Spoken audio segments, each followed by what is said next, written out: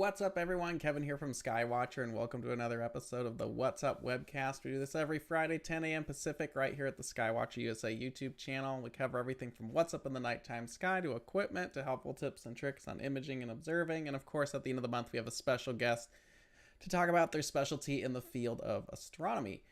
So it is the second day of June. It is June 2nd, 2023. It's Friday. So we're back at it again. Thanks for everyone who's joining us. We definitely appreciate you all being here. If you like what you see here on the What's Up Webcast, please go ahead and subscribe. Leave a like on a video. Let us know we're doing a good job. If you have an idea for an episode, email us at info@skywatchusa.com and title it What's Up. We definitely appreciate you hanging out with us. These are all recorded as well, so if you ever want to go back and check out an episode, there's a lot of educational episodes on various topics that we cover. Those are all saved here on our YouTube channel. You can go back at any time and check it out if there's something you want to go back and review. All right, so like I said, it's the first Friday of June. It's June 2nd, 2023, and we're checking out what's up for the month in June. If you like what you see here, please go ahead and subscribe as well.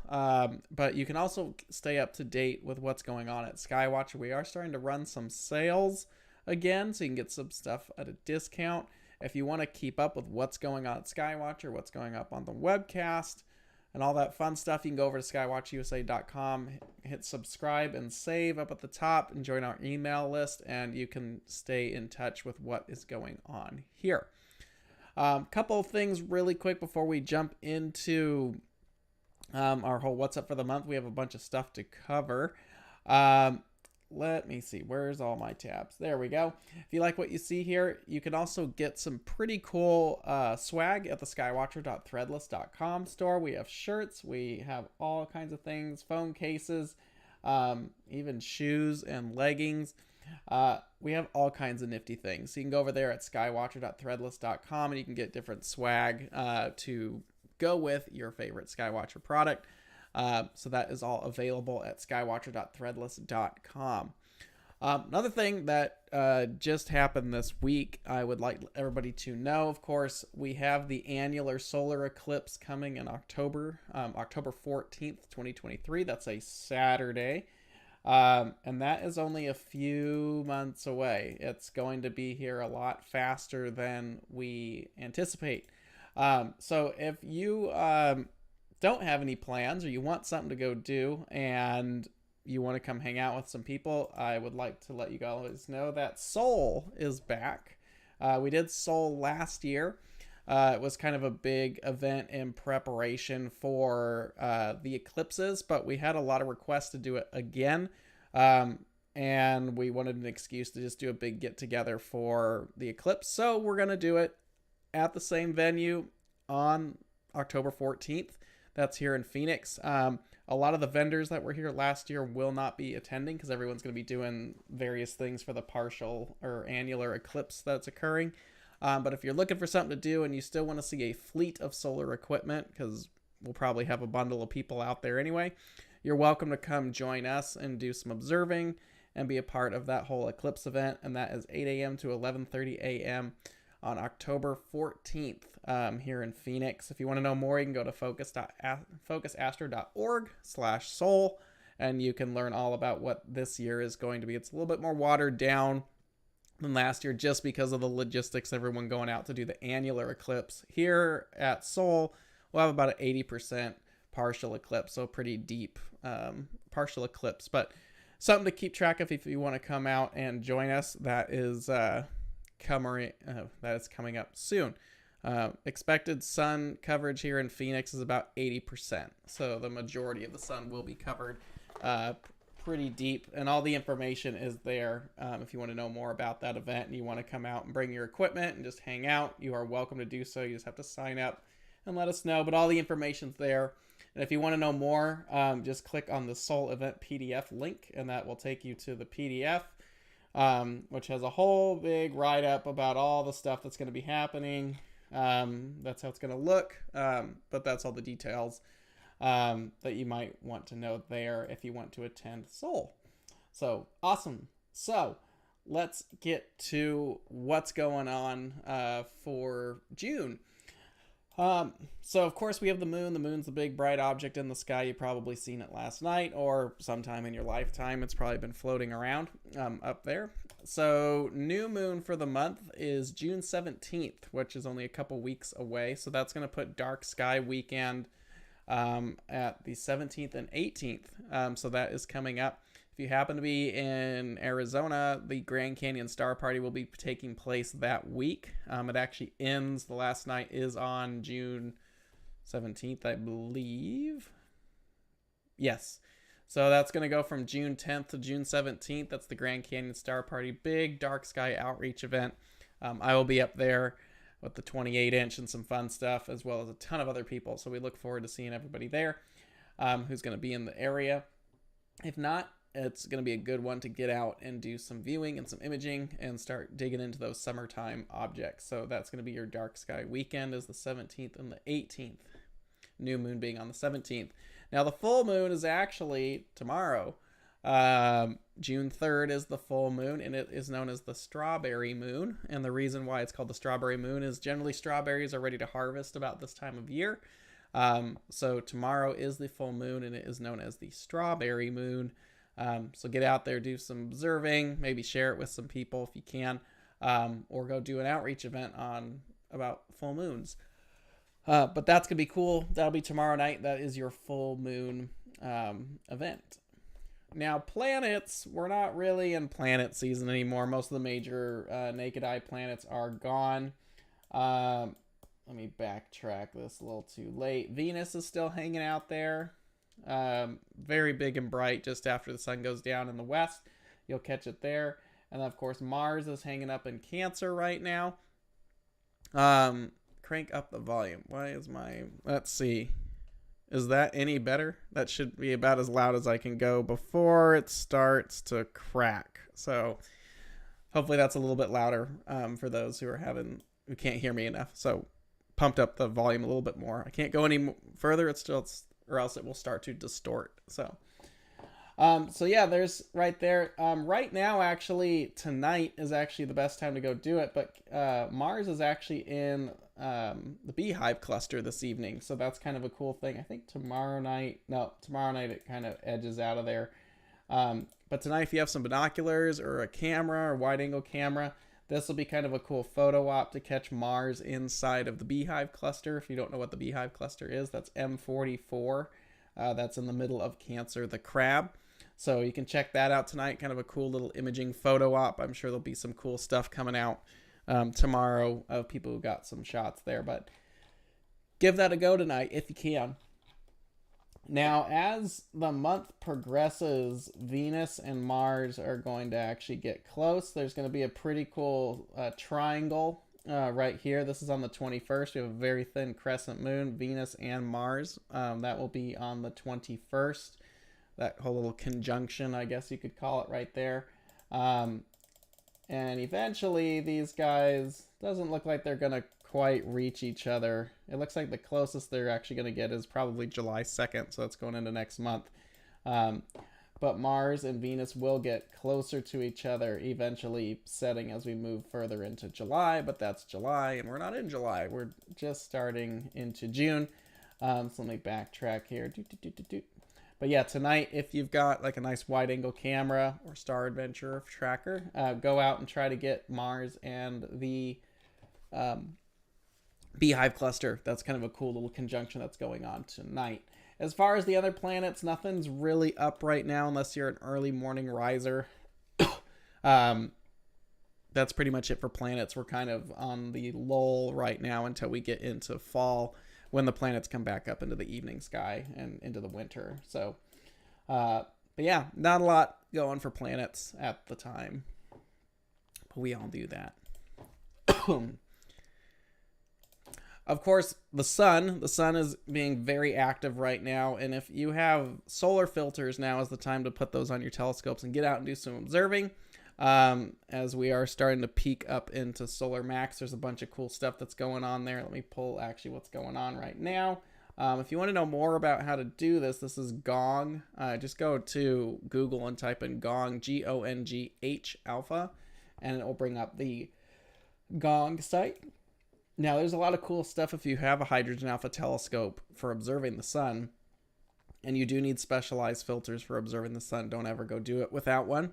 But if you have a narrowband solar telescope, there's a lot of cool stuff. You've got a very large filament. You have some prominences. You have this kind of philoprom hanging out over there, as well as some active regions that will look really good in some of the H alpha stuff out there. Now, they're also, let me see if I can find it real quick. Space weather.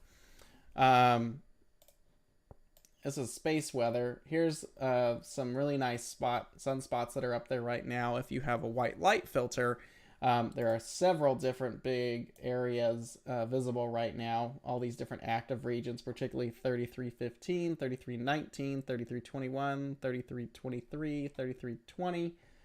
And this whole chain up here looks pretty good. Don't know why this doesn't have a number. But if you have a white light filter, this would be a nice view to go out and check that out as well as if you have one of the calcium filters, the calcium K or calcium H, depending on which one you've got. This would probably look pretty cool right now. So go ahead and check that out if you can actually find someone who's got one. The calciums you don't see too often. They're kind of a specialty filter for imaging. Usually it's white light or H alpha, but there are some other filters out there. But if you want to know more about solar filters and all the different applications for them, we've done episodes like that before on the What's Up webcast, where you can go back and actually watch and learn all about the different filters and what they do. White light, hydrogen alpha, and calcium being the three most abundant. Now there are other ones like sodium D that day star cells, and there's other ones available as well as you want to get really specialized into the sun. But right now is a good time to go out and observe the sun right now. Just make sure you're using the proper filters. As for our special guest at the end of the month, we're going to have Simon Tang on. And Simon Tang is a master of solar imaging. He was at Seoul last year and did a talk about processing and doing solar processing. He will be joining us at the end of the month to talk about all kinds of solar imaging. So if you're interested in that, he'll be on at the last episode of June. So it should be a good time there as well. So that's fun. So yeah, go out there. The sun's very active. There's all kinds of stuff to see, and no matter what filter that you use, just make sure you're using the proper filter and equipment before you go out there, and know what you're doing. Meteor showers. Now, it's June. There's not a lot of meteor showers. Actually, there's no major meteor showers happening this month. So, oh well. But July we'll have some, and of course when we get to August we have the Perseid meteor showers, and that is the big one. So nothing right now for June, but we will have some stuff in July, and moving into August we will have some of the bigger stuff coming up, but nothing for June as far as meteor showers go. So comets are always changing. They're kind of like cats, as David Levy would say about comets, as they kind of come and go and they do as they please. So right now, let's see what's going on for comets, and let me pop these away. So I like to go to cometchasing.skyhound.com if you want to know anything about comets. This is going to be a major list of all the decent or really good comets or up-and-coming comets that will be visible, hopefully. So there's a big list of them here. They give all kinds of details that's going to be going on. So, and it's going to tell you roughly where to look as well. I don't know of anything right now that's of any major interest currently, but the nice thing is on this website is it's going to tell you what could be fairly interesting in the coming months. So like that 2023 E1 Atlas. This one could be interesting maybe as we move into July. So we'll have to pay attention to that. But that's what's good about this website, is it actually not only tells you which ones are interesting, but which ones could be interesting, and if that's going to be a southern hemisphere or northern hemisphere comet to go out and observe. So if you want to know about comets, if you want to know what might be up and coming to keep an eye on, this would be the website I would recommend. A lot of these right now are completely telescopic targets. So, and probably more in the realm of the 8-inch or larger instruments. If you're doing viewing, if you have a camera on it, you could probably go hunt most of these down as long as it's visible in your region. But if you want to know about comets, this is the place to go, cometchasing.skyhound.com, and keep an eye on it because it is always being updated. They've got charts, they've got information about it. So this could be pretty interesting when you've got some big ones, and there's some that have a lot of detail in them. Usually they're just these little one-line things, but when they have like paragraphs on them, I would read into the details on that because it could be really interesting and have some pretty unique photo opportunities coming up. So, and then a fun thing to go do is if you know there's an interesting comet coming up, is kind of figure out where that comet's going to be on like Sky Safari or something like that, and actually chart and see where it might run over a certain object like a galaxy or a nebula, and it could make for some really interesting photo opportunities if you're going to try and image it. And that's what's cool about this is it gives you enough notice to keep an eye on which comets and then go chart where it's going to run through and see if you can capture anything or observe anything cool. But right now there's no major comets up. All these are fairly faint, but go out and give it a shot. All right, deep sky. Now it's June, let's be honest. You could do a whole hour episode on the objects that are visible this time of year because right now we're still in the middle of spring, technically. We're kind of midway, almost done with spring. Once we get to June 21st is when we go over to summer officially in the Northern Hemisphere. But right now, we're still in spring. You still have a lot of the springtime objects up right now. So, we still have Leo and Virgo, Ursa Major, Canis Venactices, Coma Berenices, all this major stuff up in here. Lots of galaxies to go view. But as the evenings progress and as we get later into the month and that moon gets out of the sky, you start to have the Milky Way come up. So you've got Scorpio and Sagittarius, Ophiuchus, Aquila, Cygnus, and of course one of the favorites of the imagers is the constellation of Cepheus, which is just a freaking dust bowl. I will let you know that future totem targets are going to be sitting in Cepheus because there's some really challenging stuff that sits in there. So good luck. We're going to try to up the ante a little bit on the totem targets just to kind of push it for some people, as well as maybe some of the stuff in the Milky Way, but we'll see what comes up from that. But for deep sky, right now, I'm just talking like early evening. And then we'll start to move into some of the later evening stuff at the moment. But of course, you still have Sombrero Galaxy right now, M104, about 30 million light years away or so. This one, you don't need majorly dark skies, but it does help. Some aperture does help as well. It looks pretty good in an 8-inch telescope. You can start to see why they call it the Sombrero. But as you get to larger instruments, don't be afraid to throw some magnification on it, especially if you have access to something that's in that 20-inch plus range. It gets really cool to see the Sombrero and throw in some magnification and see what kind of detail that you can get. Now for imagers, there's really not a lot you can do with this galaxy. You just either need dark skies or you need to persevere through the light pollution with like a light pollution filter. Like a low glow from Chroma or, something like that. Some of these light pollution filters, there's a ton of them out there now. CLS filters, L Pros, all of that. But, yeah, so give that one a go. M104, it is doable from in town in a moderate telescope as well visually.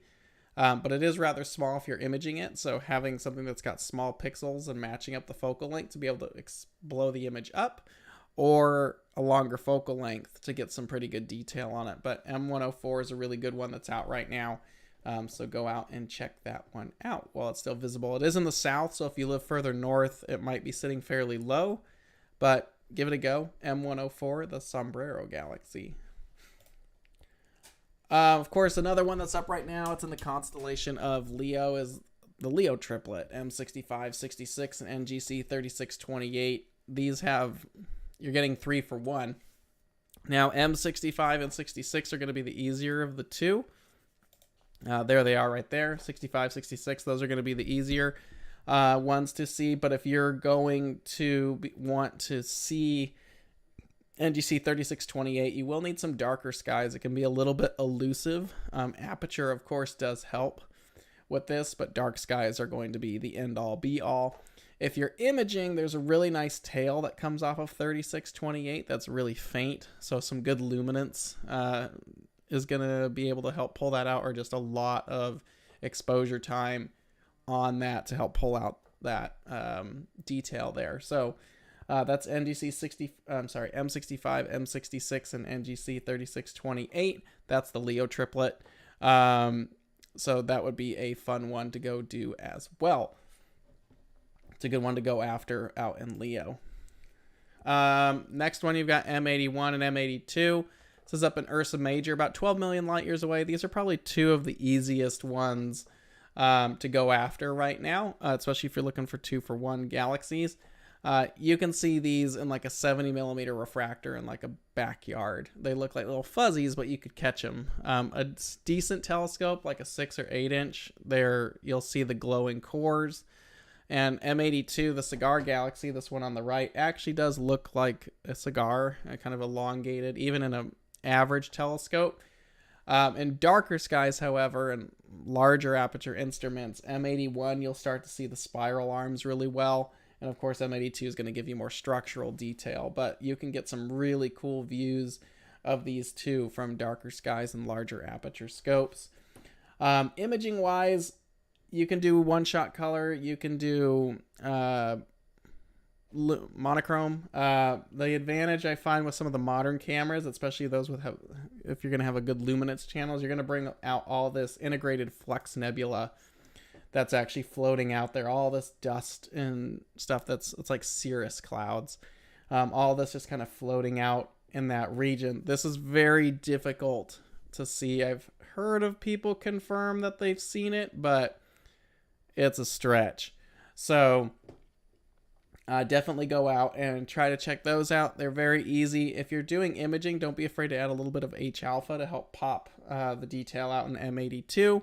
But there's some good stuff that is floating out in that region. So definitely give that one a go. It's only 12 million light years away, and they're pretty easy galaxies to go after. Next one's M63. This is the Sunflower. This is Canis Venactices. This one's got some really nice detail, and it you can actually see this visually in a decent sized telescope, like a 10 or 12 inch telescope in dark skies, maybe even an 8. But definitely go after this one. It kind of gets overshadowed visually because you've got the whirlpool and all these big galaxies up there. So M63 kind of gets overlooked, especially with the Leo triplet not far away. But don't forget about it. It's got some cool details in it, and definitely in the larger telescopes and darker skies, you can definitely go after it. It can be done in town or from dark skies because it's relatively condensed. It's a little bit easier to process in a light polluted location. Some of the fainter galaxies are very diffuse. It's hard to deal with gradients and stuff like that when you're imaging in town on some of these more nebulous galaxies. But a lot of the detail in M63 kind of remains internal to the galaxy. So you should be able to process a lot of that pretty easily, even from light polluted location. So something definitely to think about. Next one, of course, is kind of a staple. If you're definitely looking to get off of the beaten path of the Messier targets and you want to dip your toes into something cool like the NGCs, this one's not difficult, but it's very impressive. It's NGC 4565. It's in Coma Berenices, about 43 million light years away. Darker skies are always going to help, but this looks like a humongous UFO in the telescope, especially if you see this in like a very large telescope. It takes up almost the whole view, and it's really impressive. I've seen this in a 30 and a 36 inch, as well as my 28, and it's awesome. So if you are going to a star party in the next month or two, and you know someone there who's got a 20 odd inch or bigger, ask them to throw it on 4565 and take a look. It's really impressive. From in town, it's fairly difficult to see. It gets overshadowed by all the light pollution that's actually taking place around the sky. But in dark skies, you can definitely get around it visually. Imaging is a little bit easier in town. It's a really good live stack target. So if you're doing live imaging for an outreach group, this is a very cool one to do. It comes out pretty easily without a lot of work. But it's that big edge-on spiral galaxy. So that one's pretty cool as well. Now, the next one, of course, it's a big one this time of year, is M51, the Whirlpool. This is Canis Venactus is about 30 million light years away. This one's kind of weird to see visually. It is a Messier target, but it's a little diffuse in the arms, so it's kind of difficult to actually see this from in town. Even in like a moderate sky on the outskirts of town, the Whirlpool can be a little tricky. It doesn't pop out as much as you might think. However, when you get to darker skies, it's like a quarter in the eyepiece. It really does pop out, and in a larger instrument, like a 20-odd inch telescope, it really looks like the pictures that you see like this. The detail really is actually there, and you can see the bridge between the two galaxies and all the dust in the outer arms. And there are a lot of star forming regions in this. So if you're going to be imaging it, do some H alpha on it. But in town, pretty much any telescope you can actually image the Whirlpool galaxy with. And you could use a 70 millimeter refractor, Eric, to image any one of these galaxies if you wanted to. They'd be small. So you want to make sure that the camera you're using has small pixels to match up to the focal length, so you get that image scale. But you could use a 70 millimeter refractor to image most of these. The Whirlpool definitely, though, will be helpful with some focal length if you've got that 800 to 1000 millimeter focal length. But that is a good one right there to actually go and check out for sure, both visually and photographically. Now, I don't know why I didn't put this in there, but people did bring it up, and I should have. I swore I had pictures of the galaxy in here already. But yes, M101, the Pinwheel galaxy, as many of you know, has a supernova in it. And my understanding is it is still there, and I'm hoping it's going to hang out for at least another week so we can get it at Grand Canyon. But if you're not sure where M101 is, because we're talking about M51, they're right across the street from each other, essentially. So here's Ursa Major, or the Big Dipper. Right here you have Mizar, and you have Alkaid, which is the two end of the handle stars. M51 sits right over here. The Whirlpool galaxy sits right here. It's right there. Just under Alkaid, and just across from Alkaid is M101, the Pinwheel galaxy. And in that galaxy right now is a supernova. Now, the supernova just occurred on the 18th of May, I think is when that actually occurred. It was discovered by a gentleman in Japan who hunts supernovas, and right now it is still visible and it's showing up in images. I don't know if it's starting to dim yet. Last I checked, it was actually still getting brighter, but that was a week or so ago. But yeah, if you want to get a hold of something unique, go ahead and try to view M101, and seeing it should come out pretty easily. It's very obvious where it is, and those who are sharing it have done a very nice job at showcasing where the supernova is in the outer arms. I believe it's out over here in the large hook right here.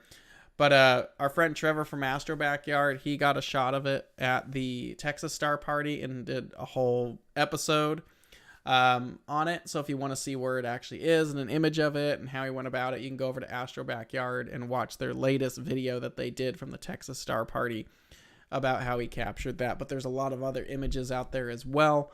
But if you want to get out there, you can go to M101, do some viewing. You might be able to get it from your backyard. Probably. It's not too difficult. But that is definitely something to go out and check out if you want to see a supernova. So it just looks like a little star, but it won't be there for much longer. So if you're going to dark skies and you have the opportunity to actually put a large instrument on M101, definitely do it, because A, it's worth the view, but B, see if you could actually try to track down the supernova. So, but if you're imaging it, it should be pretty easy in even the smallest of telescopes. It's just the image scale is going to be small. All right. Now we're moving into the summer target. So we have the Hercules cluster, M13. This is obviously one of the easiest to see, but it is rising right now just after sunset. It's well placed. It's in the upper portion of Hercules, about 25,000 light years away. It's about 175 light years in diameter as well. You can see this in pretty much any sky, even the average backyard binoculars. As long as you know where to point, you'll see the little fuzzy up there. And of course, you put a telescope on it, it actually looks like a cluster. So M13 is the largest cluster that is generally visible in the northern hemisphere. Omega Centauri is the largest globular cluster, but you have to have a fairly low southern horizon and probably live between 34 to 35 degrees latitude or lower to see it. I know I'm at 33 degrees and I can just see it from my backyard if I know exactly where I want to point, and it barely skirts the horizon, the tree line and all the other junk that's in the way here, but I have seen it from my backyard. But the further south you go, the lower the southern latitude is, the better to catch Omega Centauri. But if you can't get Omega, Hercules is very high here, and it will go practically overhead here in the northern hemisphere. It's very easy to see. Imaging globular clusters is very easy too. It doesn't take a lot of exposure time. These are very bright. You can saturate the sensor very quickly, and you can get some really cool star color on it. So they're very easy targets to work with. But you can start learning how to bring in star color and stuff like that. This shot was actually done by our friend Richard Wright a while ago. But M13 is an easy one to see. Now, if you're trying to observe M13, there's a cool little detail in it, which you can just kind of see right here. There's a dark lane right here, and then there's another one here and another one here. There's these three little areas. This one, it doesn't show up as well. But visually, this is called the propeller. And the propeller is kind of a unique little feature that sits inside of M13. So it's a fun one to see. In a 15-inch telescope or bigger, it's pretty easy to actually catch it. Probably even in like a 10 or 12 if you know what you're looking for. But larger aperture instruments, it's a harder one to actually catch. But globular clusters are pretty easy to work with. They're very easy to image both in town and out of town. You don't need any elaborate filters for it. One-shot colors work really well. They're just very forgiving because of how bright they are. You don't need to do any majorly special techniques. Probably the only thing you're going to have to learn is so you don't blow out the core, because it's so dense that you might actually overexpose the core. To make sure you get all the stars down in there, you might need to take shorter exposures and then overlay them so you don't blow the core out. So you have to learn how to process fainter areas like the outside versus brighter areas like the inside. And there's a bunch of other ones, like M3 is up right now. That's another good one, but M13 is going to be the biggest and brightest one that is visible here in the northern hemisphere. And it's a very nice one to go check out. And if you just happen to be looking at M13, not far from it is a smaller version of it, M92, which is on the lower portion of Hercules as well. So that's M92. But there's a lot of clusters out there. M56 is another one that's in Lyra. It gets overshadowed by the Ring Nebula, which I have no idea why I didn't put that in here. I'll put it in next month because July is when a bunch of this stuff is basically up and ready to view. But yeah, M56, M3, M13, all these are pretty good. And then there's a bunch of them down in like the core, M22 being another really nice globular cluster. That one's cool because it sits in the core of the Milky Way. There's so much stuff around it. Speaking of the Milky Way, we have M8, the Lagoon. This is kind of like M42 of the summer sky. This is just starting to come up, so now we're starting to reach into the southern portion of the sky, into the Milky Way. More of this will be talked about in July when it's up at a more reasonable hour, because this is still not until later in June or closer to midnight when some of these targets are actually readily available. But M8, the Lagoon Nebula, is a awesome target to capture. It does really good with UHC and O3 filters if you're doing visual work on it. Almost any aperture of telescope will do well because it's so large. You can frame it in different ways, but having some serious aperture on it. If you're at the Grand Canyon, come stop by and look through the 28-inch at this, because we did this last year and it was crazy. It's also a fantastic night vision target. And yeah, so it's a really good one to actually go off of, and definitely worth checking out. And then right next to it is M20, the Trifid Nebula. This is also in Sagittarius, about 5,200 light years away. Now, the Trifid's a little weird because it's got all three major nebula types going on. It has emission, which is the pink part. It has reflection, which is the blue part. And then it has dark, which is the little black tendrils in there. Now, UHC and O3 filters will help with the emission portion, the pink part. The blue is relatively difficult to see visually, so you're really just going to see the pink portion when you observe this. You might see some of the brighter extended areas and maybe some of the dark nebula that's actually visible, but mostly it's going to be pink. And this is really better in darker skies if you can do that. It's not far from the lagoon, and in wider field optics, you could probably get both in the field. Imaging, this does okay with narrowband. The emission portion is really the only part that's going to do well with narrowband, the pink part. The blues, you really just need to do one-shot color, or you just need to do LRGB imaging. And then the dark nebulas, they will come out as well. Really either way, but you're just looking for the absence of light at that point. But that's M20, the Trifid Nebula there. It's one of my favorites in the nighttime sky. And if you have a wide enough field of view and you can actually do a mosaic or connect them, there's nebulosity that actually connects the Trifid all the way from the Trifid, M20, all the way to M8, the Lagoon. And those two are connected. And there's a massive collection of stars because you're basically in the core of the Milky Way at that point. So there's all kinds of detail and dark nebulas and veins of dust and stuff that are running all through the region there. So it's a very dense star field. It's a cool one to actually cruise through, but it's another one to actually image that as well. So it's a great area to actually take a look at. Now here's a little one that's off the beaten path. This is more for the imagers. This is Pi Scorpii in Scorpio.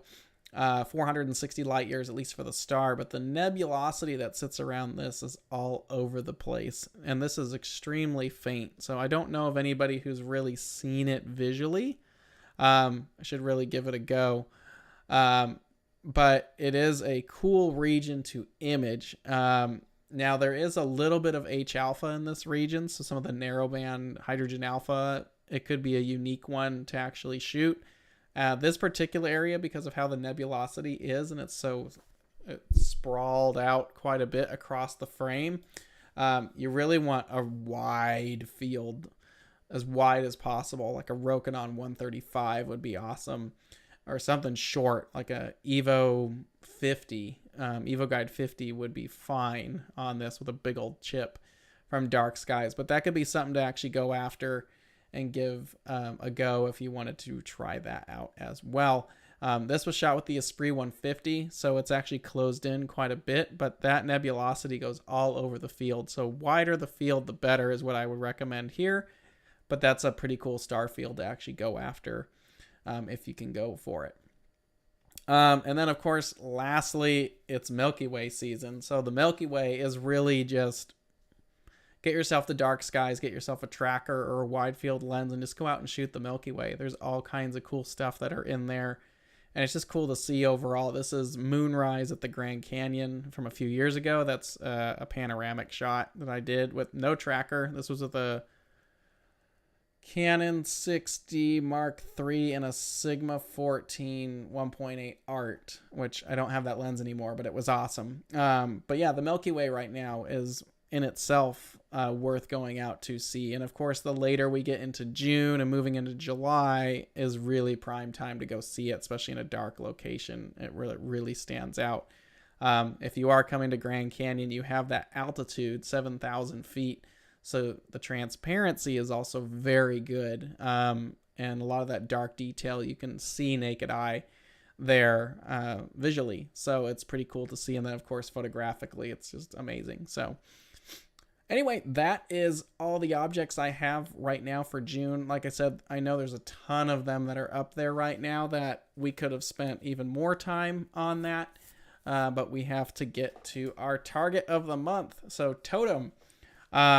Thank you for everyone who's taken part in this. It's been a lot of fun. We have shipped everybody's. I know some of you have asked where they are. We have shipped every patch. So if you have not received it, there's something going on with the mail. But we have shipped everyone's patches at this point. So if you're not really sure how Totem works, this is for imagers only, just because we need actual proof that you did it. And visually, you just can't do that other than putting a check mark on a page, and then we have to trust that you actually did it. So how this works is you go ahead and image the target that we provide. Our targets are generally picked because they're either off the beaten path or a little bit difficult. We're trying to encourage you to just go out and see something different and get off the beaten path and explore all the cool things that are out there. So we will be trying to provide more of that, especially as we get more into the summer. But how this works is you shoot the target, you have to provide your name, the equipment used, image specifications, mailing address, and this is currently for the US and Canada only. And then we also need a FIT or RAW file so we know that you actually took it within the month that the image was, the challenge was active. You cannot use old data. You cannot shoot it outside of the month. It has to be done within the month that we throw it up there. And then if you do all of that and you send it all in, we send you this really cool patch. Now the patches do change every year. So we had the 2022 patch, we have the 2023, and we're already working on 2024, which we'll unveil at another time. But that is the 2023 What's Up Webcast patch. The 2022s, I think, are actually going to be fairly rare. Because we did a very limited run of those patches, and we only did it for a couple months at the very end of 2022. So the 2022 patches are going to be fairly hard to find if you end up collecting these. 2023 and on, you basically have the ability to win up to 12 patches a year. So yeah, that's pretty cool. So for May 2023, we did this guy. This is the Paper Kite Galaxy, NGC 4762, I believe. So that was the challenge there. And boy, did a lot of you guys just kill it this month. We had nearly 30 submissions this month, which so far is a lot. And I'm actually really impressed with a lot of you guys were able to do with relatively short focal length optics, because this galaxy is rather small. I shot it with an Esprit 150 from our remote observatory at 1,000 millimeter, and it's still small. This is a object that would really do well with 2,000 or 3,000 millimeter focal lengths. As long as you have the ability to do so, and it's super thin. So it's a very interesting object. I'm actually going to try to view this month at the Grand Canyon with the 28, because I have not tried it visually, but I want to give it a go. But it has these really cool tidal streams that actually kind of sit apart from each other on the arms. So it's a very interesting galaxy to observe. So the images you guys have sent in are really nice for a galaxy that there's really not a lot of information. Well, there is information on it, but there's not a lot of images on it. And that's kind of the whole goal of Totem, is to kind of get you out of the norm and imaging some kind of weird, obscure target that's kind of not generally seen, or maybe pushes the limit to what imagers are doing right now. So we really want to, I kind of have approached this just the way I do deep sky observing, is I want to take my knob and I want to push it out to whatever its limits are. So anyway, that was May 2023's totem targets. So how about June? Now June, this is one of my favorite targets up right now. But June is Abell 39. Abell 39 is a really nice planetary nebula in Hercules. It's nearly spherical. It's very cool to actually see it. If you're going to try to do this visually, you do need an O3 filter, because Abell 39 is primarily oxygen 3. For those imaging, I wouldn't... your best idea to approach Abell 39 is with narrowband filters. H alpha and O3, primarily oxygen 3 though. It's very abundant in Abell 39, but it's in Hercules, so it's in prime position right now, and anyone in the northern hemisphere can basically get it. But I'll be curious to see what you guys get. There's not a ton of images out there on it. There are plenty of them, but I'll be curious to see what you guys are able to pull down. So that is the June totem target, is Abell 39. Again, longer focal lengths might be helpful on it. You might need to do some serious exposure time, and primarily in the oxygen 3 wavelengths is where that's really going to shine. So good luck to you guys on that. Those of you who did send in all their applications all their entries for May, please go ahead and start shooting away for June. We will get all the patches out for the totem target for May. Thank you for everyone who entered. Your images were awesome. Here is your next challenge, and good luck. I'm really looking forward to see what you guys get on this one. So have fun. That's pretty much it for this week. If you like what you see here on the What's Up Webcast, please go ahead and subscribe, leave a like on a video. If you have an idea for a future episode, please email us at info@skywatchusa.com, title it What's Up, and we'll try to put that into the mix moving forward. Please go out and have a good time. Next week, we're going to do a pretty interesting episode on imaging. A lot of the stuff that I have shot in the past from our remote observatory has been this process where I shoot luminance with a monochrome camera, and then I apply that to color data.